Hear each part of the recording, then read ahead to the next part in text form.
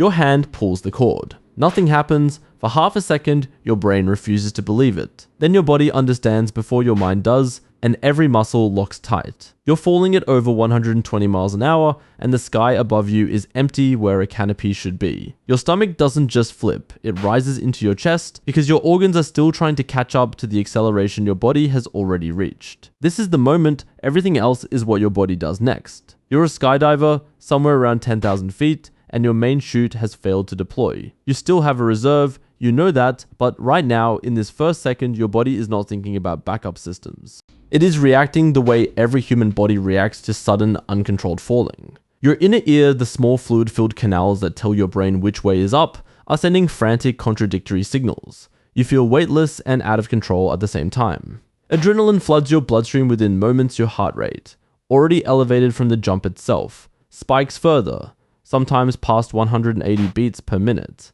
This is your sympathetic nervous system, the body's ancient alarm network, doing exactly what it evolved to do. It does not know the difference between a predator and a parachute malfunction. It only knows that you are in danger, and it is preparing your muscles for action.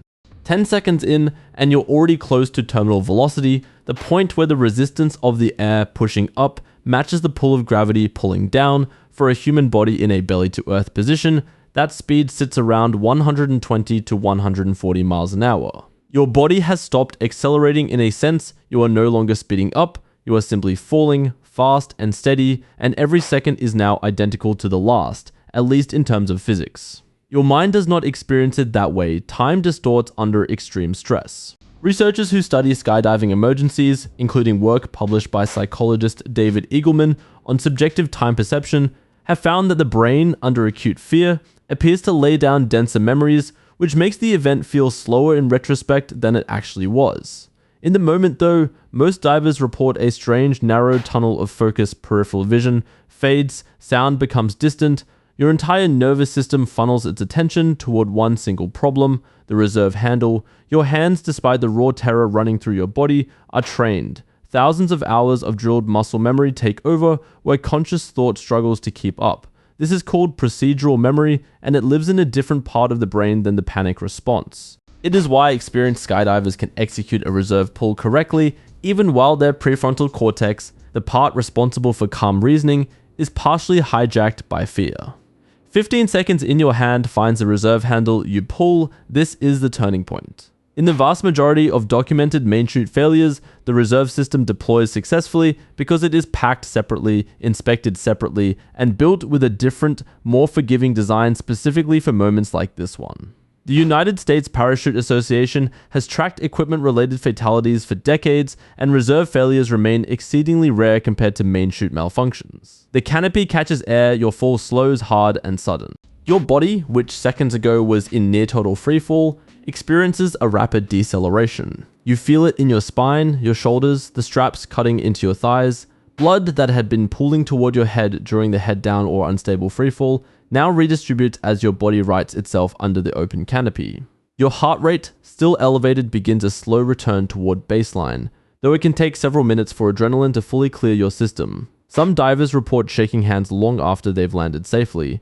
That is your body metabolizing the stress hormones it just produced in massive quantities, cortisol and adrenaline working their way out of your bloodstream. This is not weakness, it is chemistry. If in a much rarer and more severe scenario, no canopy deploys at all, the physics of survivability shift dramatically, and the numbers become stark. At terminal velocity without any deceleration, impact forces are almost always fatal, but survival is not physically impossible. There are documented cases, extensively studied by aviation medicine researchers, of individuals surviving falls from extreme altitude without a functioning parachute, largely due to a combination of the surface struck, the angle of impact, and pure statistical chance in how the body's forces distributed on landing. Vesna Vulovic, a flight attendant who survived a fall of over 10,000 meters in 1972 after an aircraft explosion, remains one of the most studied cases in survival science, largely because her body's position and the specific debris she landed on distributed the impact force in a way that, against overwhelming odds, did not immediately kill her.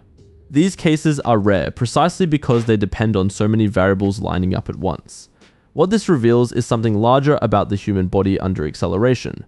We did not evolve to survive falls from great height, but we did evolve an extraordinarily fast, coordinated stress response designed to maximize the chance of controlled action in the first critical seconds of any life-threatening event. That response is not always comfortable. It floods you with hormones, distorts your sense of time, and narrows your focus almost violently. But it also sharpens trained movement, and it is precisely that narrow, adrenaline-driven focus that allows a skydiver's hands to find a reserve handle even while the rest of the mind is consumed by fear. Your body right now sitting still carries that same alarm system quietly idling. It has never stopped being ready for a fall, it hopes it will never take.